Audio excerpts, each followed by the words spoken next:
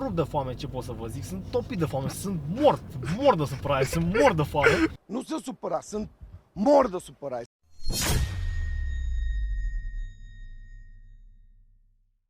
Salutare și bine v-am găsit la un nou vlog. Astăzi facem un nou vlog studențesc, viața de student. Este miercuri, nu știu ce dată este azi, este ora 6:50, ne îndreptăm către facultate, suntem pe autostradă și 2 secunde să dăm niște avarii. Mamă, dacă începe traficul de aici, apoi ajung la 8, mâncava-și gura voastră. Mamă, să mă bată mama. Da, vreau să fac o mică precizare înainte de a începe acest videoclip. Vreau să vă spun că calitatea videoclipului trecut a fost atât de proastă, ca să zic, din cauza faptului că am apelat foarte mult la lumina artificială, filmând destul de mult pe timp de noapte, adică zi, doar că era noapte afară, gen.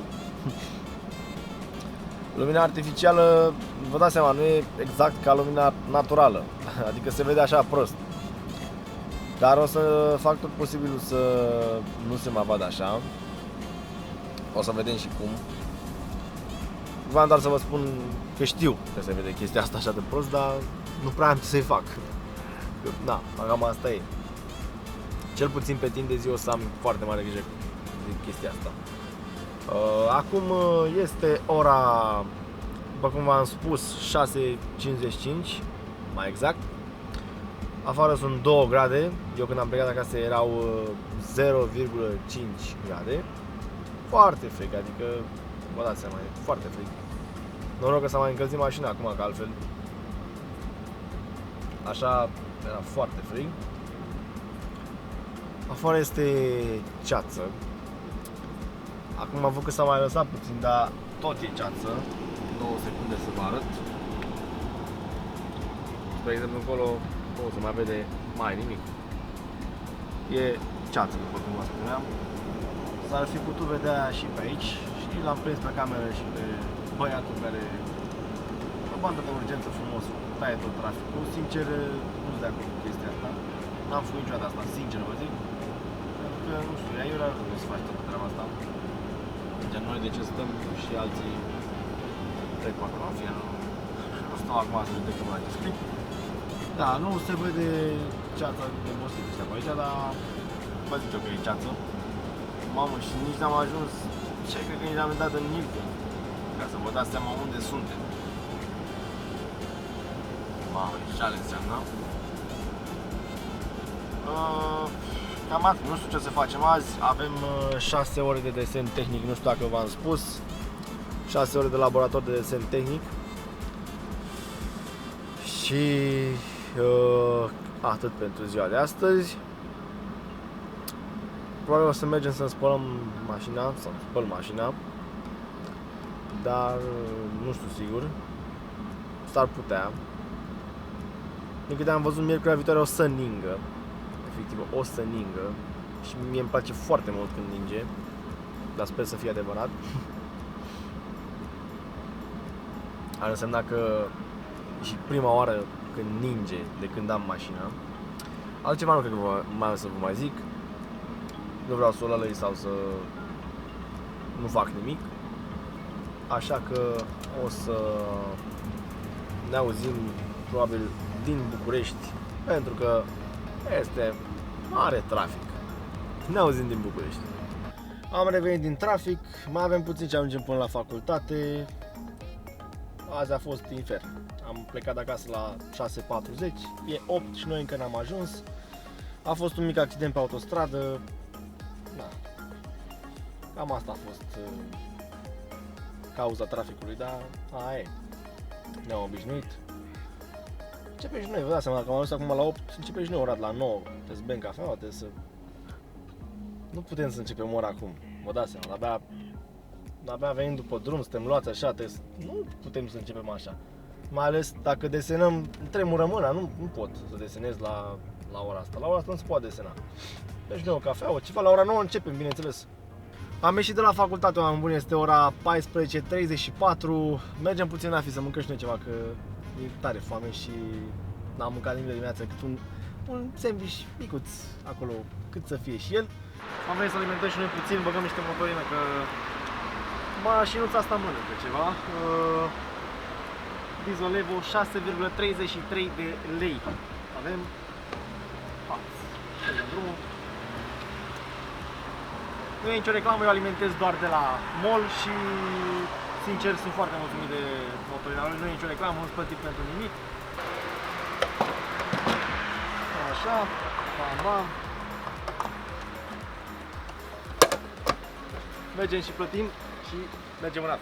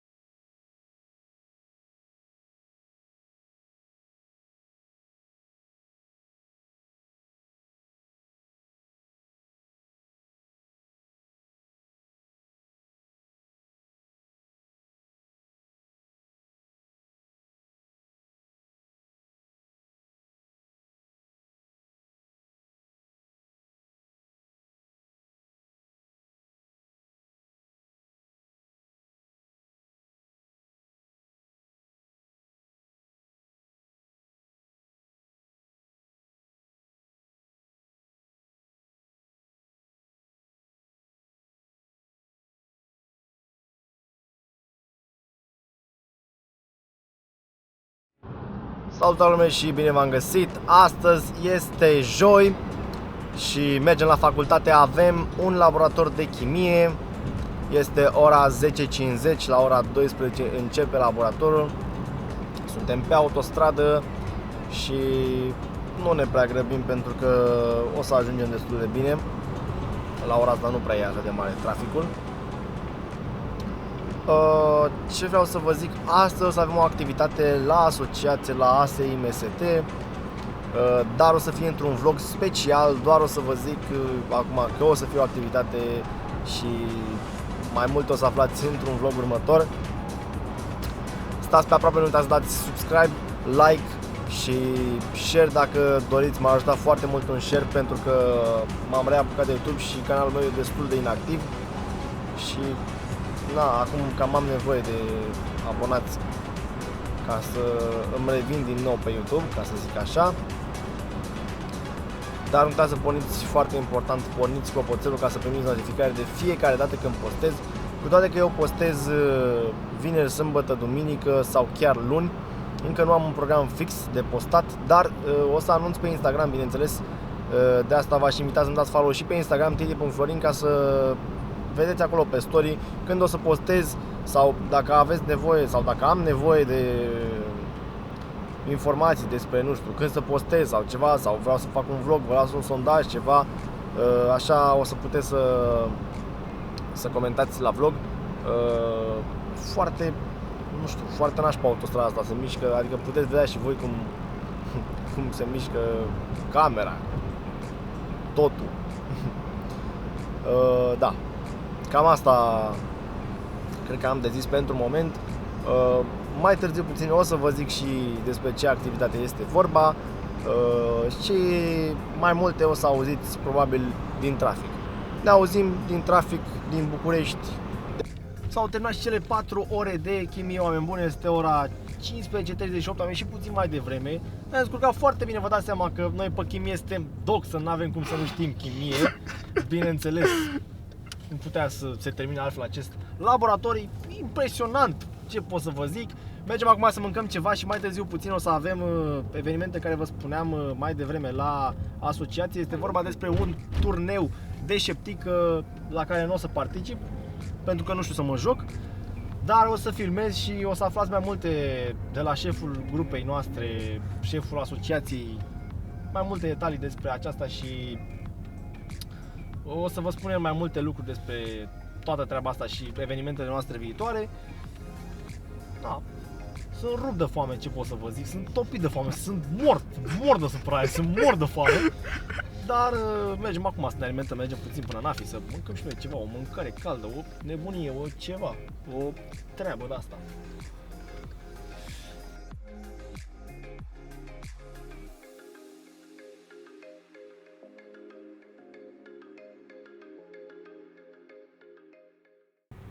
Salutare și bine v-am găsit, este joi, 2 decembrie, dacă nu mă înșel, da, este joi, 2 decembrie, ora 7, mergem la facultate pentru 4 ore de algebră liniară, geometrie analitică și diferențială, după o mini-vacanță cu un weekend prelungit. Am avut liber luni, marți și miercuri, dar am recuperat acele ore. Deci putem să spunem că am avut liber într-o oarecare măsură, pentru că orele acelea au fost recuperate.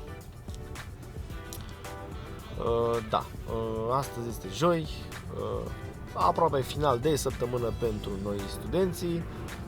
După, cred că, după ce ieșim de la facultate, dați seama, cred că mergem și noi să mâncăm ceva după. S-ar putea să mergem să spălăm mașina, pentru că e cam murdărică, zilele astea a plouat, am mai ieșit afară și urăsc să ies afară să plouă. E jigoasă rău, deci e nașpa, trebuie spălată. A venit și decembrie, pe 7 decembrie este ziua mea, fac și eu 19 ani. Da, nici nu mă așteptam să treacă atât de repede anul ăsta, sincer a trecut foarte repede anul acesta. Da, de Crăciun o să plec în Italia, să-mi spuneți dacă vreți să fac vlog din Italia. Poate stăm pe acolo ceva, mâncare, chestii, că nu am început să facem vlog cu mâncare. Mamă, trebuie să mă și tund. Bine că m-ați văzut mai sus, că așa.